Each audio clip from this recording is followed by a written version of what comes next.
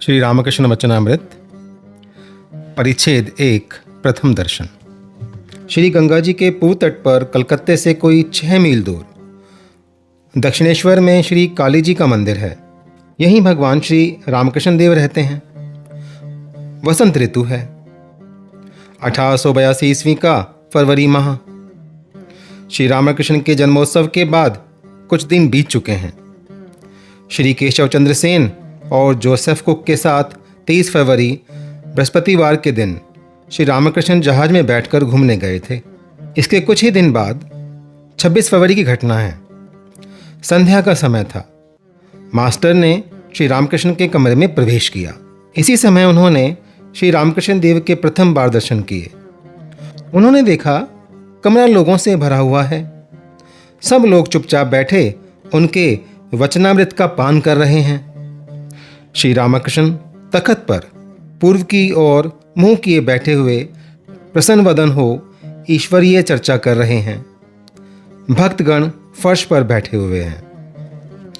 कर्म त्याग कब होता है? मास्टर खड़े खड़े आश्चर्यमुग्ध होकर देखने लगे। उन्हें ऐसा प्रतीत हुआ मानो साक्षात शुकदेव भगवत प्रसंग कर रहे हैं तथा उस स्थान पर सभी तीर्थों का समागम हुआ है, अथवा मानो श्री चैतन्य देव पुरी धाम में रामानंद स्वरूप आदि भक्तों के साथ बैठकर भगवान का नाम गुणगान कर रहे हैं।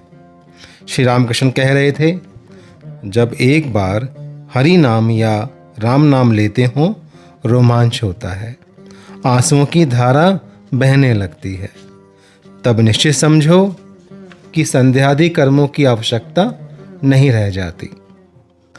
तब कर्म त्याग का अधिकार पैदा हो जाता है। कर्म आप ही आप छूट जाते हैं। उस अवस्था में केवल राम नाम, हरि नाम या केवल ओंकार का जप करना ही पर्याप्त है। आपने फिर कहा, संध्या वंदन का लय गायत्री में होता है और गायत्री का ओंकार में। मास्टर सिद्धू के साथ वराहनगर से निकलकर एक बाग से दूसरे बाग में घूमते हुए यहाँ आ पहुँचे थे।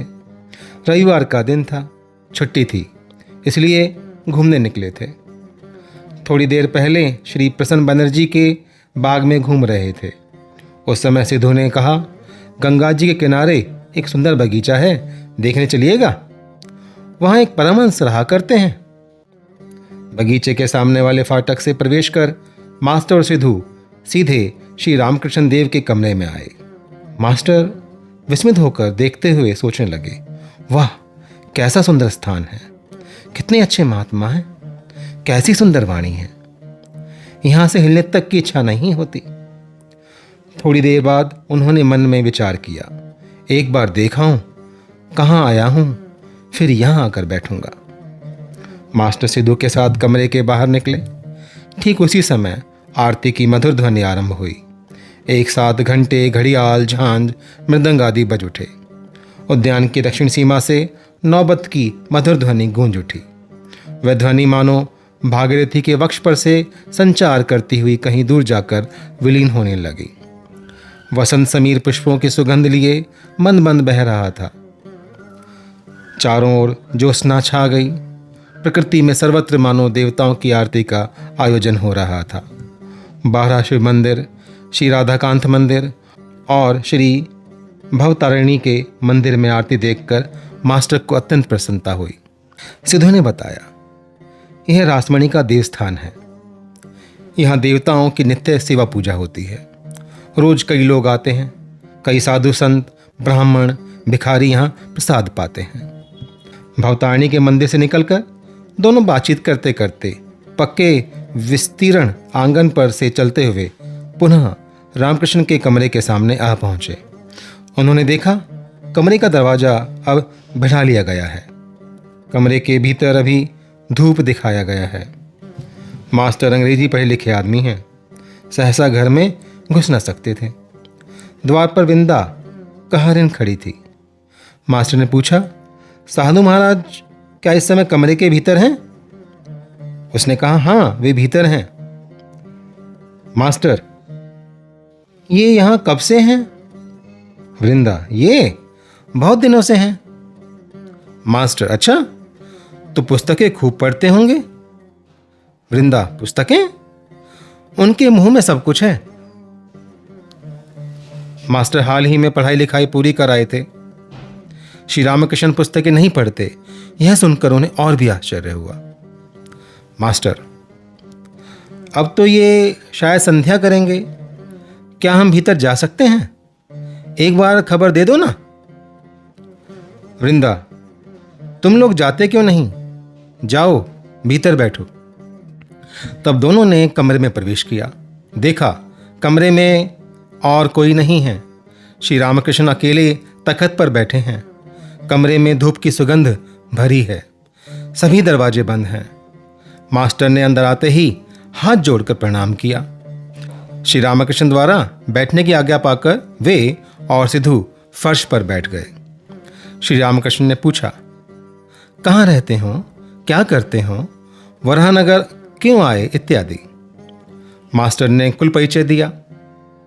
वे देखने लगे कि श्री रामकृष्ण का मन बीच बीच में मानो दूसरी ओर खिंच रहा है। उन्हें बाद में मालूम हुआ कि इसी को भाव कहते हैं। मानो कोई बंसी डालकर मछली पकड़ने बैठा है। जब मछली आकर कांटे में लगे चारे को खाने लगती है और बंसी का शोला हिलने लगता है, उस समय वह आदमी किस प्रकार व्यस्त होकर बंसी को पकड़े हुए एकाग्रचित्त से शोले की ओर टेक लगाकर देखने लगता है। किसी से बातचीत नहीं करता। यह भी ठीक उसी प्रकार का भाव था। बाद में मास्टर ने सुना और देखा कि संध्या के बाद श्री रामकृष्ण को इस प्रकार का भावांतर प्राय प्रतिदिन हुआ करता है। कभी कभी तो वे पूरी तरह बाह्य ज्ञान शून्य हो जाते हैं।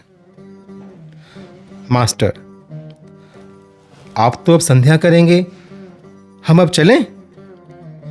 श्री रामकृष्ण भावस्थ, नहीं, संध्या ऐसा कुछ नहीं। और कुछ देर बातचीत होने के बाद मास्टर ने प्रणाम किया और चलना चाहा। श्री रामकृष्ण ने कहा, फिर आना। मास्टर लौटते समय सोचने लगे, ये सौम्य दर्शन पुरुष कौन है? इनके पास फिर लौट जाने की इच्छा हो रही है।